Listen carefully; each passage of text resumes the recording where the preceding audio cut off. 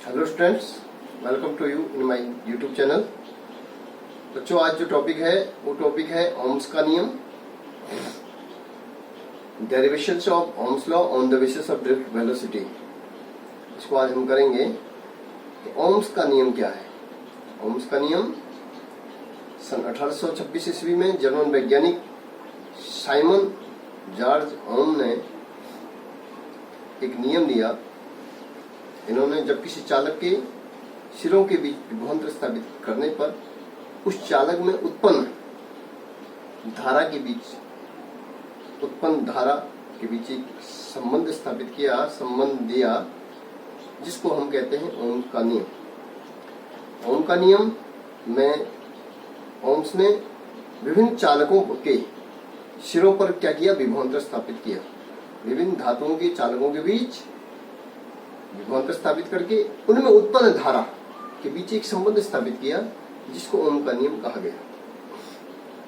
ओम का नियम मैं आपको बताता हूं कि जब किसी चालक के भौतिक अवस्था में परिवर्तन किए बिना, भौतिक अवस्था का मतलब जैसे ताप हो गया, दाब हो गया और घनत्व हो गया, किसी चालक के भौतिक अवस्था में परिवर्तन किए बिना उस चालक के सिरों के बीच लगाया गया विभवांतर के कारण उत्पन्न धारा के अनुपात को क्या कहते हैं, ओम्स का नियम कहते हैं। एक बार पुनः समझेंगे कि जब किसी धारावाही चालक के सिरों के बीच क्या किया जाता है, विभवांतर स्थापित किया जाता है, तो धारावाही चालक में क्या होती है, धारा उत्पन्न हो जाती है। ठीक है, तो विभव चालक के सिरों के बीच लगाया गया विभवांतर और चालक में उत्पन्न धारा का क्या होते हैं, एक दूसरे के अनुक्रमानुपाती होते हैं। तो फाइनली हम कह सकते हैं ओम्स ने एक नियम दिया कि जब किसी चालक की भौतिक अवस्था में परिवर्तन किए बिना उस चालक के सिरों के बीच लगाया गया विभवांतर के द्वारा उस चालक में उत्पन्न धारा क्या होती है, एक दूसरे के अनुक्रमानुपाती होती है। ठीक है, जैसे हम समझेंगे V प्रोपोर्शनल टू I। जब किसी धारावाही चालक के सिरों के बीच विभव स्थापित किया, A और B कोई चालक है, तो इसके कारण क्या होगी, इसमें धारा क्या होगी, उत्पन्न होगी। तो विभव और धारा का जो एक दूसरे के क्या होंगे, अनुक्रमानुपाती होंगे, इसलिए V बराबर R इंटू I। R क्या है, अनुक्रमानुपाती नियतांक, प्रोपोर्शनल कांस्टेंट है। ठीक है, इसलिए ये आपका नियम हो गया V बराबर I R या V बराबर I R। हम इसको इस तरीके से लिख सकते हैं। ठीक है, अब जर्नी जो है, इसलिए हम कह सकते हैं R बराबर V अपॉन I। प्रतिरोध एक इसमें है विशिष्ट प्रतिरोध। क्या है, विशिष्ट प्रतिरोध।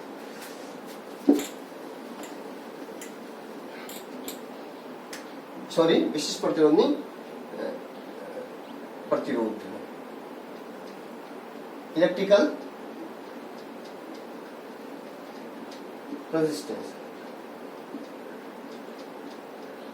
इलेक्ट्रिकल रेजिस्टेंस क्या होता है, वही चीज है कि जब किसी चालक के सिरों के बीच विभवांतर स्थापित किया जाता है तो चालक में धारा उत्पन्न हो जाती है।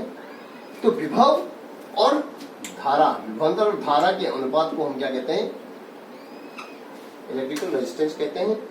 या हम कह सकते हैं इलेक्ट्रिकल जो रेजिस्टेंस है कि किसी चालक में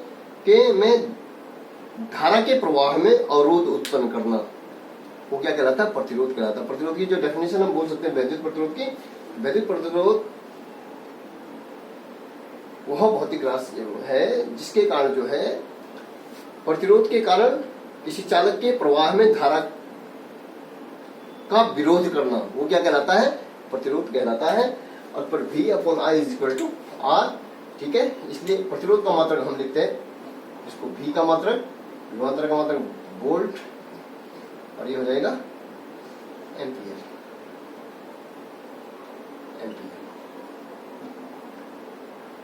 एम्पियर हो गया। ठीक है, वोल्ट प्रति एम्पियर, इसी को क्या बोलते हैं? ओम्स बोलते हैं, जिसको हम डिनोट करते हैं ओम। ग्रीक भाषा में इसको हम इस तरीके से लिखते हैं। ठीक है, अब जनरली हम जो है, जो प्रतिरोध को है, यदि हम बड़े रूपों में लिखेंगे तो प्रतिरोध को हम किलो ओम के रूप में भी लिखते हैं। बड़े रूप में हम किलो ओम, ठीक है, 10 की घात 3 ओम के, ठीक है, kilo ohm, mega ohm, mega ohm, इसको 10 की घात 6। यदि हमने छोटे उसमें लेना है, प्रतिरोध का मात्रा लेना है, छोटे अमाउंट में लेना है, तो हम इसको लिख सकते हैं माइक्रोन में। और 1 माइक्रोन बराबर होता है 10 की घात -6। इस तरीके से हम क्या कर सकते हैं, इसका वैद्युत प्रतिरोध को का मात्रक ओम को हम यदि बड़े रूप में लिखना है तो हम इस तरीके से लिख सकते हैं किलो ओम, मेगा ओम। और यदि हमने छोटे प्रतिरोध के छोटे मात्रकों के रूप में लिखना है तो हो जाएगा माइक्रो ओम। इसी के साथ साथ हम इसका जो है बीमा निकाल के आपको दिखाते हैं।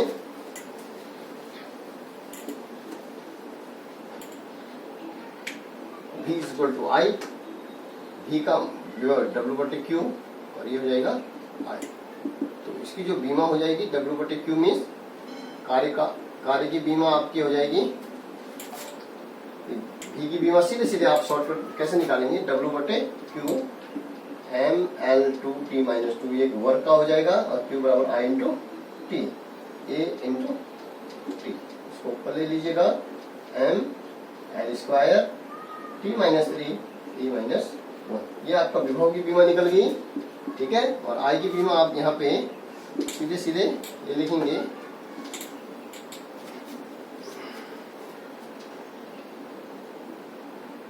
क्या हो जाएगा, आपका हो जाएगा V की बीमा mL2T - 3 E - 1,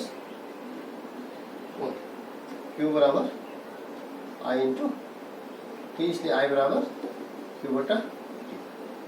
ठीक है, I × T, तो मतलब ये हो जाएगा सीधे सीधे I को क्या लिखते हैं, A लिखते हैं, E - 2, तो ये हो जाएगा। ठीक है, ये हो जाएगा mL² T - 3 E - 2। ये आपकी किसकी बीमा होगी, प्रतिरोध की बीमा होगी। ठीक है, अब इसके अलावा जो है ये विभव, और जब किसी चालक के सिरों के बीच विभवांतर स्थापित किया जाता है, विभवांतर लगाया जाता है, तो क्या होता है, उसमें उत्पन्न धारा हो जाती है चालक में। तो उनके बीच जो ग्राफ होता है एक सरल रेखीय होता है, मानो सब कुछ V है, ये I है। ठीक है, जब किसी चालक के सिरों के बीच विभवांतर स्थापित किया तो उसमें क्या होगी, धारा उत्पन्न होगी, तो इनके बीच जो ग्राफ होगा एक सरल रेखा में होगा। ठीक है, V बराबर IR के। ठीक है, इस तरीके से हमारा जो है ग्राफ बनता है। और इसको जो है ओम का नियम किसके लिए है, ओनली धातुय चालकों के लिए। किसके लिए, धातु के चालकों के लिए, धातुय चालकों के लिए उपयुक्त है। अब हमारा जो अगली टॉपिक है, इसमें आज हम जो निकालना चाह रहे हैं वो निकालना चाह रहे हैं डेरिवेशन ऑफ ओम्स लॉ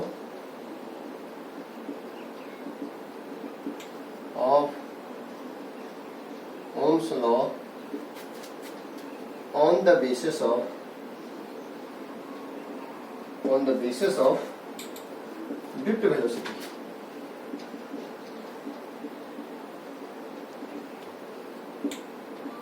मतलब ओम के नियम का सत्यापन करना है किस पे, ड्रिफ्ट वेलोसिटी के आधार पे। इसको देखिए कैसे करेंगे। ओम का नियम हमारा होता है V बराबर IR। ठीक है, ये हम किस तरीके से निकालेंगे ये आपको देखना है। हमारा कोई चालक तार है जिसकी लंबाई क्या है, L है। परिच्छेदीय क्षेत्रफल इसका जो है, परिच्छेदीय क्षेत्रफल है A, समान परिच्छेद क्षेत्रफल, और L लंबाई का एक AB वायर है। ठीक है, इसके सिरों के बीच हमने क्या किया, विभवांतर स्थापित कर दिया। इसके सिरों के बीच हमने विभवांतर स्थापित कर दिया। तो विभवांतर स्थापित करने पर क्या हो गया, विद्युत क्षेत्र की तीव्रता उत्पन्न हुई E, ठीक है, जिसकी दिशा इधर को है। अब इसमें जो मुक्त इलेक्ट्रॉन्स होते हैं, जैसे ही हमने विद्युत क्षेत्र इनके सिरों के बीच विभवांतर स्थापित किया, तो इसमें जो मुक्त इलेक्ट्रॉन्स हैं, मुक्त इलेक्ट्रॉन्स क्या हो गए, विद्युत क्षेत्र की दिशा के विपरीत औसत वेग से क्या करने लगे, गति करने लगे। वो जो औसत वेग है, माना सपोज, वो माना यहाँ पे Vd है।